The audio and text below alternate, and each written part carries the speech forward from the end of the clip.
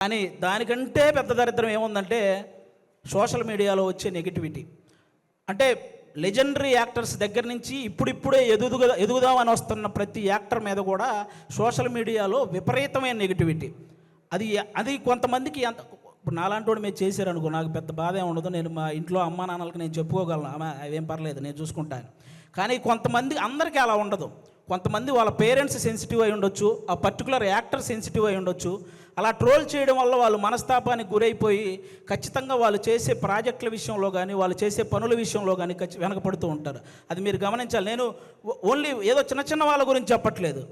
మన తెలుగు సినిమాని ఆల్మోస్ట్ మన దేశాన్ని తలెత్తుకునేలా చేసిన రాజమౌళి గారు లాంటి వాళ్ళే ఒక పోస్టర్ వదిలితే దాని మీద ట్రోల్ చేసి ఆయన్ను కూడా తలదించుకునేలా చేస్తున్నాం.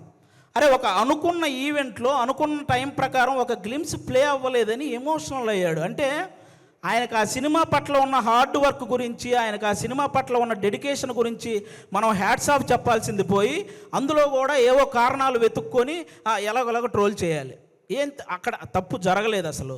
ఆయన బేసిక్గా నాకు రామాయణం మహాభారతం అంటే చాలా ఇష్టం అని చెప్పిన వ్యక్తి. అలాంటి వ్యక్తి ఎవరైనా రాముడి గురించి నాకు తీసే అవకాశం వచ్చిందని చెప్పిన వ్యక్తి. ఆయన ఆ రోజు హనుమంతుడి మీద అలిగాడే కానీ అవమానించలేదు. ఇది ఒక్కటి అందరూ గుర్తుపెట్టుకోవాలని నేను మనస్ఫూర్తిగా కోరుకుంటాను. ఒకరు కాదు, సినిమా కోసం ఎన్టీఆర్ గారు సన్నబడితే ఆయన మీద ట్రోలింగ్.